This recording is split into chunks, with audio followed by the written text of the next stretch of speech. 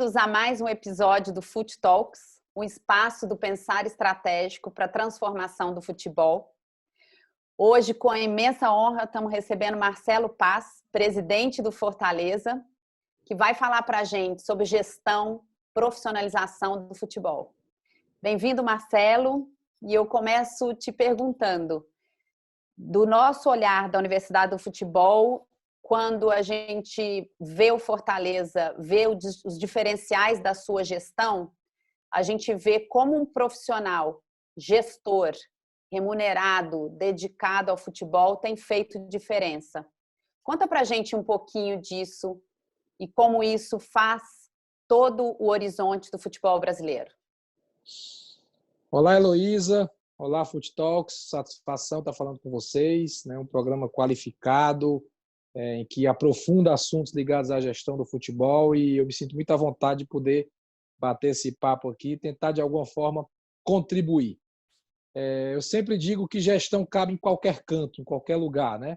Não só no futebol, cabe na política, cabe na educação, cabe na indústria, cabe no exército, cabe na igreja, em qualquer lugar que tenha um gestor que organize processos, que organize métodos, que junte pessoas, que tenha pessoas qualificadas ao seu lado, a tendência é que possa ter um sucesso.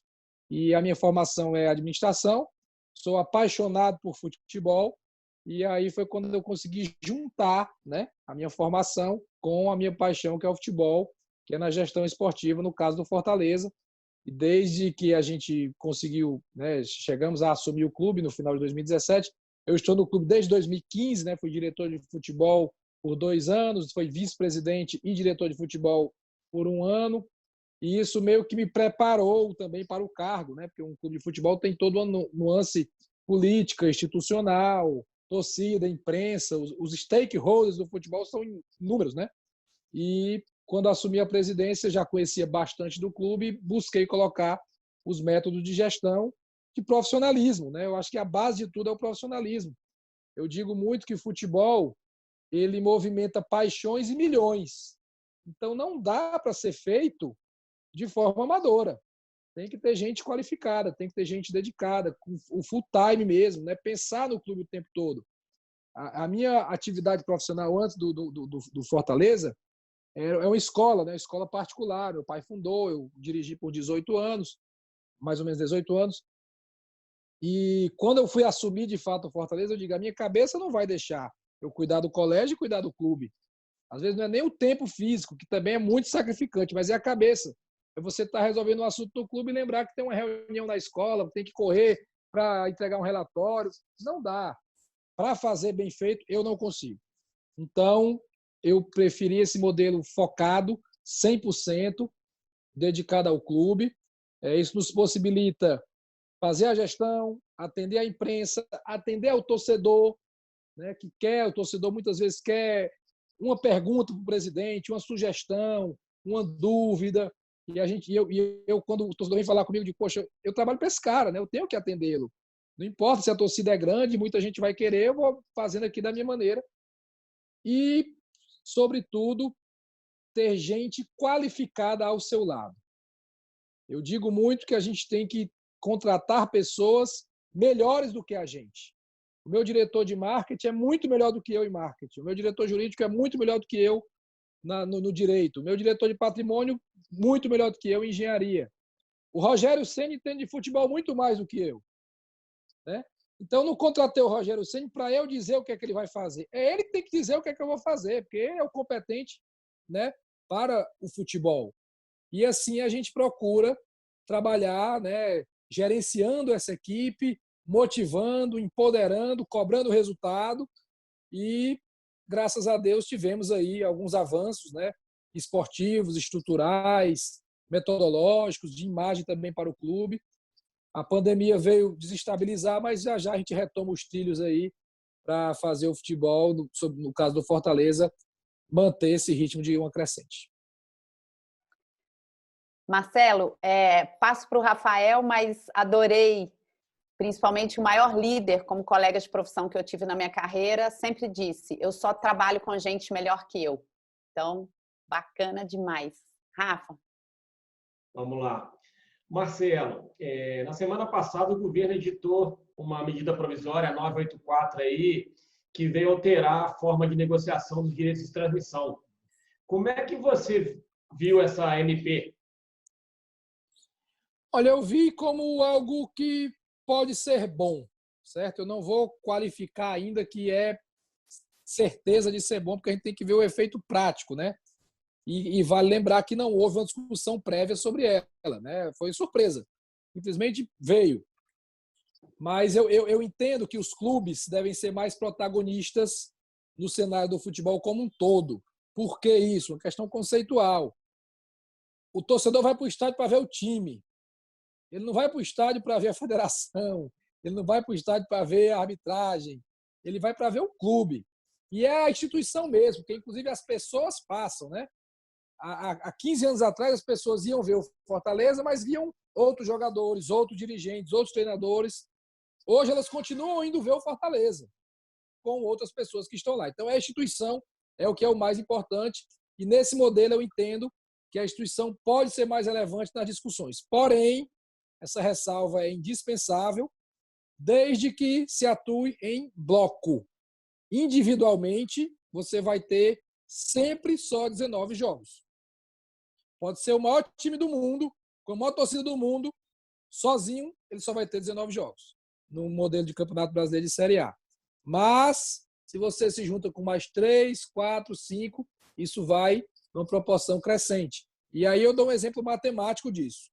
No modelo anterior, pré-MP, se você juntasse 4 times para negociar os direitos, vamos juntar aqui 4 times em bloco, vamos negociar os nossos direitos.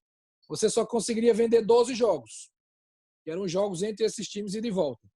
No modelo pós-MP, se juntar 4 times, você vende 76 jogos.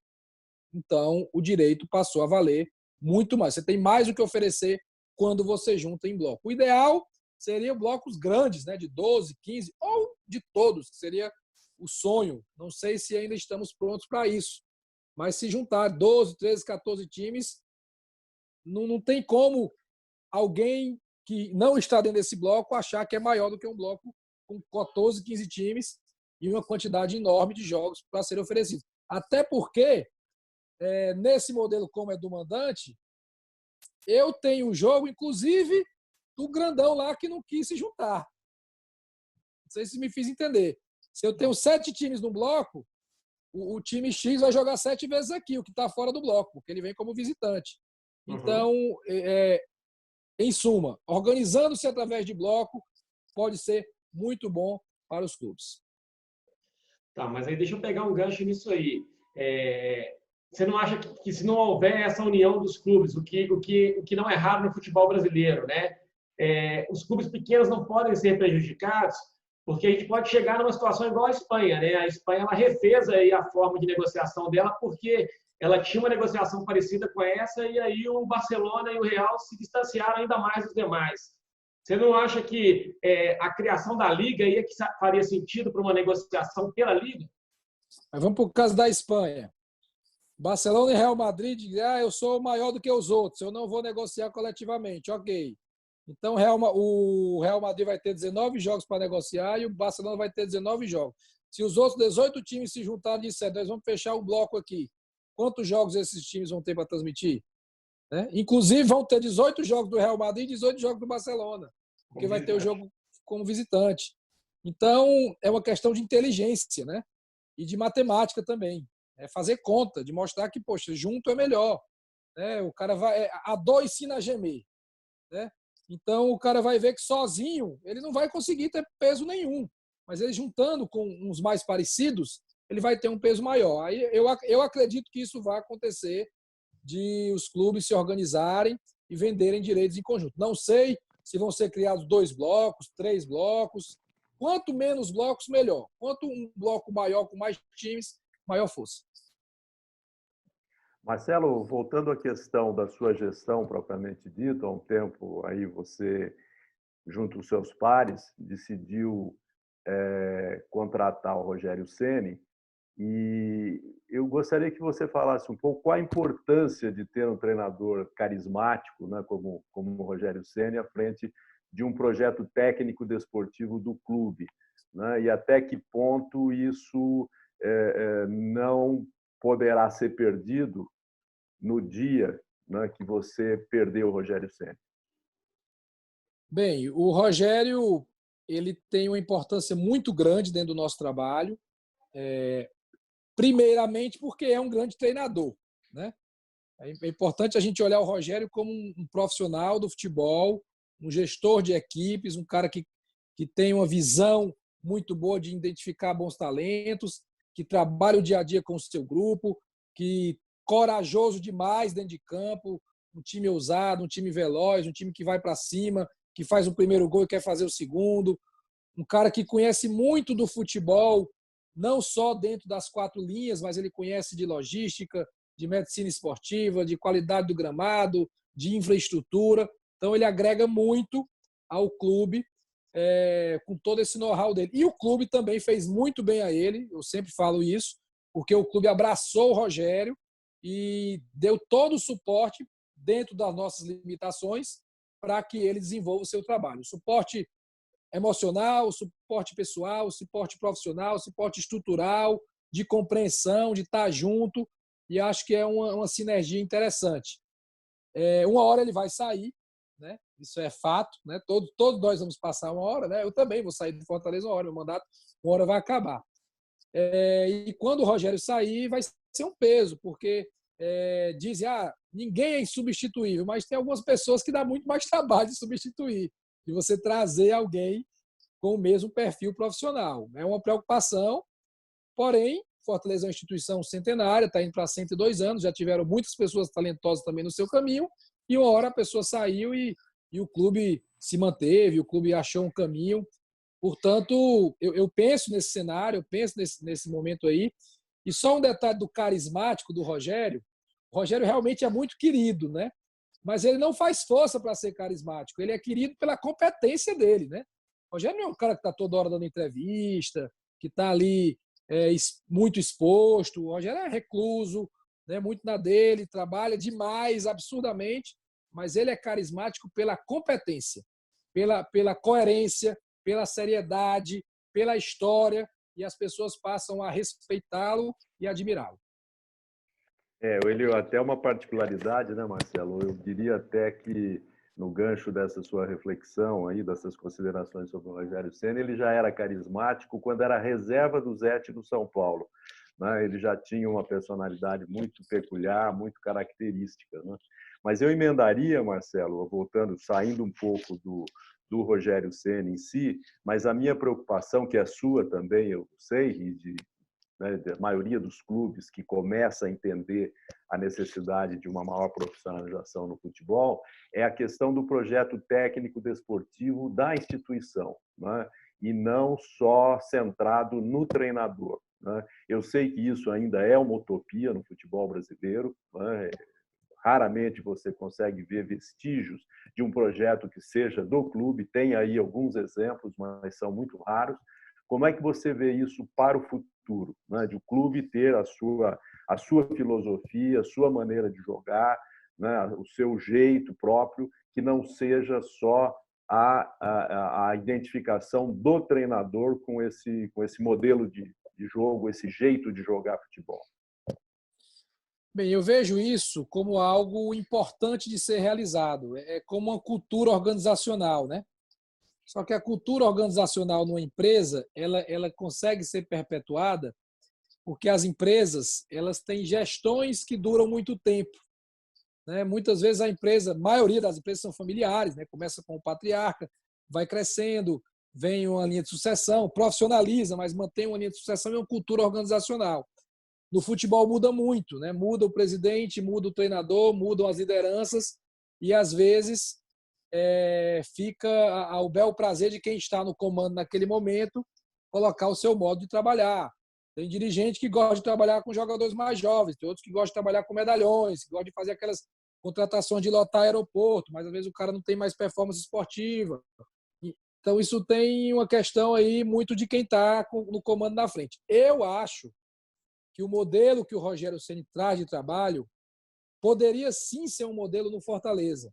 Inclusive, eu tenho estimulado a categoria de base para isso, né? Por exemplo, Eu vou dar um exemplo muito prático. Fui assistir um jogo do Sub-20, aí o lateral direito do meu time, o cara do outro time cruzou no segundo pau, o atacante chegou, cabeceou, fez o gol.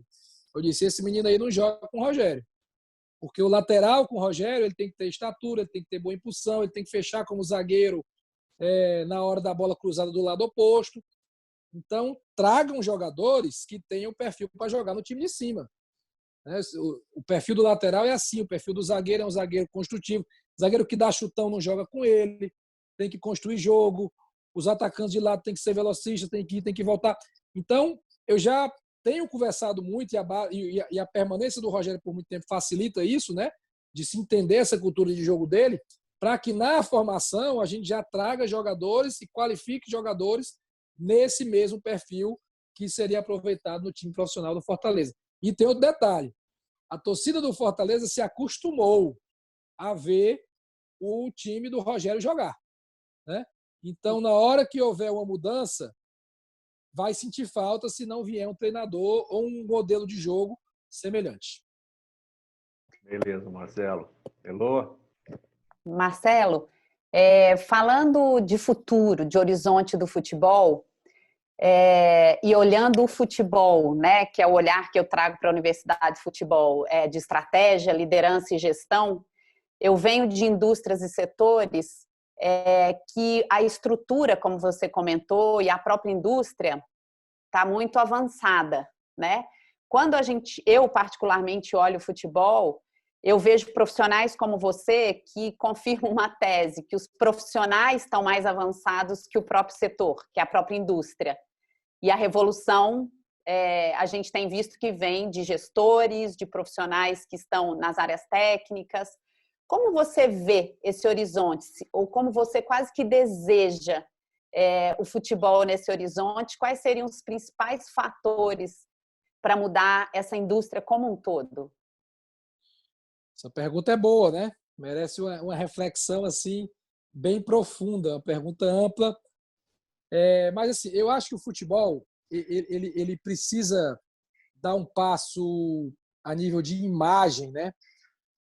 Para a sociedade, e eu vou falar da sociedade brasileira, de que não é só um joguinho ali de 12 caras, né? De 11 caras de cada lado correndo atrás da bola, de que não é só entretenimento. Futebol é cultura e futebol é economia.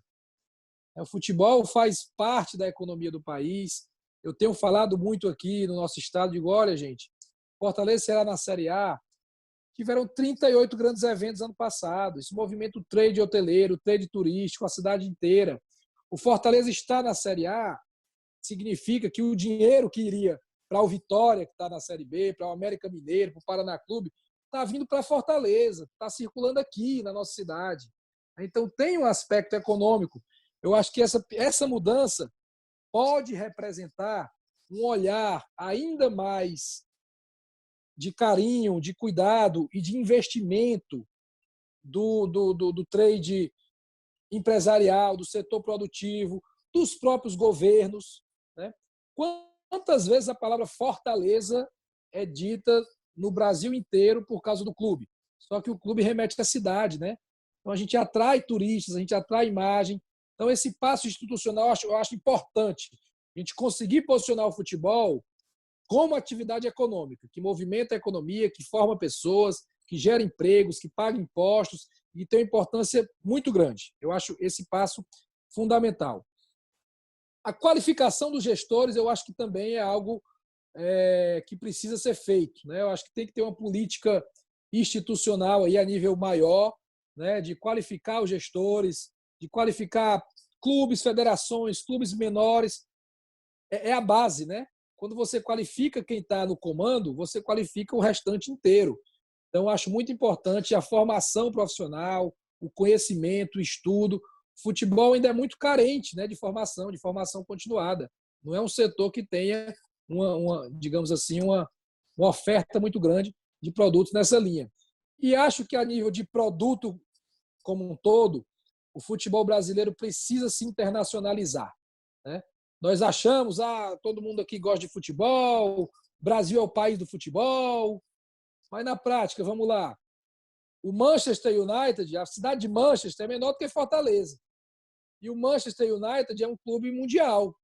É um clube que vende na Califórnia, que vende em São Francisco, que vende em Nova York, que vende em Hong Kong, que vende em Macau, que vende na Bélgica, que vende em todo canto, porque eles conseguiram criar um produto, a Premier League, eu falei o Manchester, mas o Arsenal também vende, o Liverpool e os demais clubes de ponta lá, conseguiram criar um produto que tem consumo no mundo inteiro. O futebol brasileiro é conhecido no mundo inteiro pela camisa amarela e pelo Neymar. E alguns ídolos do passado, Ronaldo, Pelé, Romário. Mas se você for em países... vamos lá na Eslováquia. Será que lá eles sabem a diferença entre o Flamengo e o Fortaleza? Será que nos Estados Unidos eles sabem a diferença entre o São Paulo e o Bahia? Eu acho que para eles é tudo igual, porque as nossas marcas ainda não se tornaram marcas globais. Então a gente precisa dar esse passo, nós temos história para isso, nós temos produto, qualidade técnica dos jogadores para isso, né? Mas não temos um alcance internacional. O futebol brasileiro, ele vende os seus atores, mas não vende o espetáculo. Os nossos atores estão aí, espalhados pelo mundo, jogando em diversas ligas. Mas o futebol brasileiro em si, como instituição, não chega nas TVs, nos telefones, nos tablets de consumidores do mundo inteiro. Então, esse passo precisa ser dado. Maravilhoso. Medina, você quer fazer suas considerações finais antes do Marcelo fazer as dele? Bom, claro que agradecer essa entrevista sua, né, Marcelo? E ouvindo você atentamente, as suas considerações, né, conhecendo a sua história, me fez assim lembrar de uma coisa que eu lembro, meu pai já falava isso, né, quando eu era criança, né, que a gente tinha que separar a razão da emoção, né? Como se isso fosse possível, né? Hoje está virando moda também, às vezes, nas discussões, que a gente tem que ser mais racional, menos emocional, né? Eu, particularmente, não acredito, né, nessa separação, né? E acho que você é um exemplo vivo disso, né? Você tem a paixão pelo futebol, você tem a paixão pelo seu clube, né? E não descuida, né, desse processo de racionalização, de profissionalização do futebol, né? Então, acho que a sua mensagem remeteu um pouco também para essa reflexão que eu acho que a gente tem que pensar, né? Não dá para separar razão de emoção, e o futebol é o exemplo mais vivo disso aí, você não acha? Professor Medina, só um homem tão sábio como você para fazer essa reflexão. Fiquei muito feliz de ouvir essa sua análise. Vou guardar aqui no coração, com carinho. Enquanto você ia falando, eu ia os flashbacks aqui na memória de momentos em que a emoção do torcedor Marcelo poderia ter aflorado, mas a razão segurou. Ali, às vezes, geralmente no momento de grande emoção, né? Ou após uma grande conquista, ou após um grande revés. Então, eu fiz esse paralelo enquanto você falava e fico muito feliz com essa sua análise, me sinto honrado.